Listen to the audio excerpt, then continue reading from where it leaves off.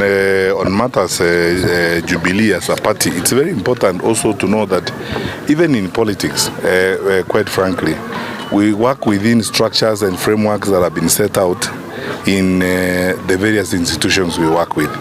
The NDC took place last week. The party leader and the leaders of Jubilee expressed themselves very well. A new changed constitution or amended constitution was approved. A new framework of reforming the party was approved. A process of registering new members now has begun. That's why I'm actually meeting some of these Jubilee grassroots youth mobilizers to begin now a drive of registering new members in Jubilee and expanding Jubilee at the grassroots level. Then the process, I think, will be followed by organization of the party as we go forward. I don't want to put the cart before the horse about decisions. Okay, there seems to be an issue. Yeah, I don't want to put. Are you okay? Yes, okay. As I said, I don't want to put the cart before the horse on that particular matter in terms of what is going to happen next. The party has got all its organs in place. The special NDC was the beginning of that process. Several activities will take place: recruitment, reforming of the party, reorganization, and then the process of choosing a presidential candidate will happen in the party. What I am doing myself is campaigning among as members of Jubilee, because you'll have to be nominated first of all by the members of the party. And I'm talking to the members of Jubilee at the grassroots level. I have started this. This is the first of a series of 47 such meetings I'm going to have across the country. I'm going to meet Jubilee members in every county in Kenya, go to every villages where I can find members of Jubilee. As I encourage them to register, I also ask them to consider me for the formal and official nomination when they nominate their candidates, including their candidate for the presidential contest. So that's what I can say at the moment. And then you can see the work has begun. That's what the NDC said last week, and that's exactly what we are doing. On the issue of the opposition, you know, I want to go over this very carefully, because, you know, electoral contests and the transition that we are going to as a country is also a leadership moment, which requires a lot of restraint, a lot of maturity, a lot of consultation and inclusion. Building unity and cohesion in a political framework takes time. It's not an easy matter.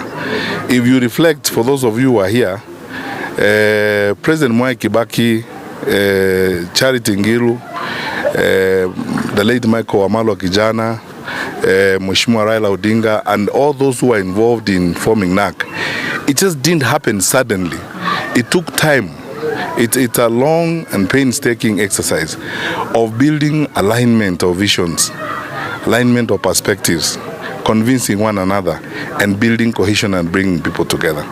These matters are weighty issues. You're talking about the leadership of the nation, individuals and parties and groups that come from diverse backgrounds, that sit down over long periods of time to argue and even harmonize their perspectives to get to a point where they say, okay, this is the platform now we have agreed on, and this is the way we are going to go forward, and this is how our team is going to look like. Sure. So that patience that is required is exactly required now. You know, I've said in other environments before that our patience will be tested, our perseverance will be tested, our sense of patriotism will be tested, but we must overcome those temptations and work together, because the people of Kenya expect that their leaders will work together. So I don't want to go into, because the infrastructure we have in the opposition is already actually laid out. We have two conveners of the team, Honorable Martha Karua and Honorable Kalonzo Musyoka.